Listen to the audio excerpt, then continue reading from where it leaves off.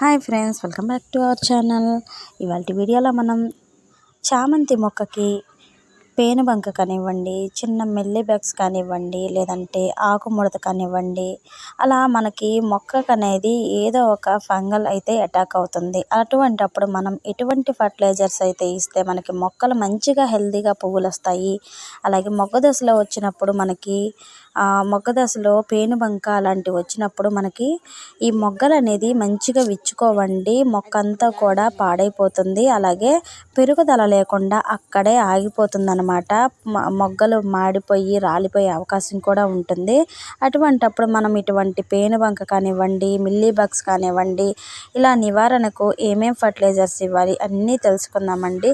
ఇవి చామంతి మొక్కలకు కానివ్వండి, మందారం మొక్కలకు కానివ్వండి, ఇటువంటి అన్ని మొక్కలకు కూడా అటాక్ అవుతూ ఉంటాయి.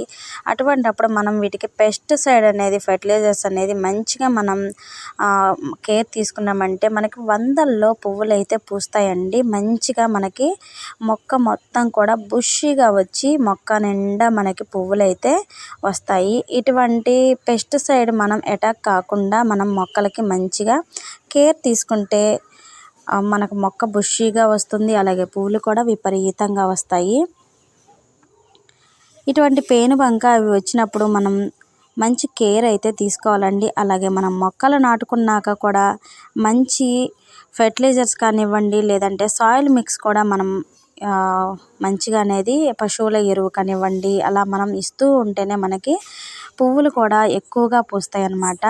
ఈ చామంతి సీజన్లో మనం మంచి కేరింగ్ కూడా తీసుకుంటూ ఉండాలి. వాటరింగ్ ఎక్కువ విపరీతంగా ఇచ్చినా కూడా మనకి మొక్కలు చనిపోయే అవకాశం కూడా ఉంటాయి. అలాగే ఇప్పుడు మనం పేనుబంక నివారణకి ఎటువంటి ఫర్టిలైజర్స్ ఇవ్వాలో కూడా చూద్దామండి. అలాగే ఒక జగ్గు వాటర్ అయితే తీసుకోండి. మనం అందరి ఇంట్లో కూడా మనం పొయ్యి మంట వేసినప్పుడు బూడిద అనేది వస్తూ ఉంటుంది కదా, ఆ బూడిద అనేది తీసుకొని మనం మొక్కలకి మంచిగా మనం ఫెర్టిలైజర్స్ అయితే చేసుకొని ఇవ్వచ్చండి. చూసారు కదా, నేనైతే ఒక గుప్పెడు బూడిద తీసుకున్నానండి. ఈ గుప్పెడు బూడిదతో మనం పేనుబంకని కానివ్వండి, మిల్లీ బగ్స్ కానివ్వండి, ఇలా ప్రతి దాన్ని కూడా తరిమి కొట్టచ్చండి. మనం మొక్కల్ని మనం కాపాడుకోవచ్చు అనమాట. చాలా బాగా యూజ్ అవుతుంది. చిన్న చిన్న టిప్స్తో మనం మన ఇంట్లో ఉండే మొక్కలను అయితే మనం కాపాడుకోవచ్చు. చూసారు కదా, ఒక గుప్పెడు నేనైతే వేసాను. మీ దగ్గర ఎక్కువ వాటర్లో ఇలా బూడిద కలిపేసుకొని మీ దగ్గర ఎక్కువ మొక్కలు ఉంటే ఎక్కువ క్వాంటిటీలో కలుపుకోవచ్చు. ఇలా ఎంత ఏంటి అని ఏమీ ఉండదండి. తర్వాత మనం మీ దగ్గర స్ప్రే బాటిల్ ఉంటే స్ప్రే బాటిల్లో వడగట్టి పోసుకొని ఇలా మొక్క అంతా కూడా స్ప్రే చేసుకోండి. లేదంటే మొక్క అంతా కూడా ఇలా చిలకరించండి. ఎక్కడైతే పేనుబంక ఉంటుందో అక్కడ మొత్తం కూడా మొక్క అంతా స్ప్రే చేసేయండి నీట్గా.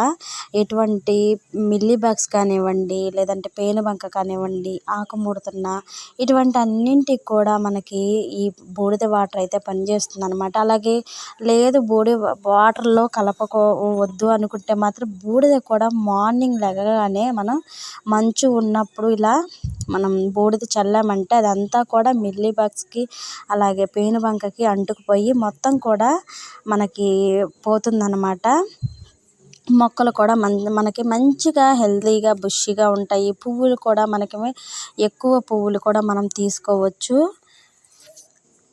చూసారు కదండి, మనం పేనుబంక అలాగే మిల్లీ బగ్స్ ఎలా నివారించుకోవచ్చో మనం ఇంట్లో చిన్న చిన్న టిప్స్ ఇలా పాటించి మనం మన మొక్కలకి మనం ఆర్గానిక్ వేలో ప్రతిదీ మనం మన ఇంట్లో తయారు చేసుకోవచ్చు అనమాట. చూసారు కదండి, ఇవాల్టి వీడియోలో మనం అలాగే ప్రీవియస్ వీడియోస్ కూడా చూడండి. మీకు చాలా బాగా యూస్ఫుల్ అయ్యే వీడియోస్ అయితే ఉన్నాయి. అలాగే ఈ వీడియో మీకు నచ్చినట్టయితే లైక్ చేయండి, షేర్ చేయండి, సబ్స్క్రైబ్ చేయండి. మీకు ఏవైనా డౌట్స్ ఉంటే కామెంట్ చేయండి.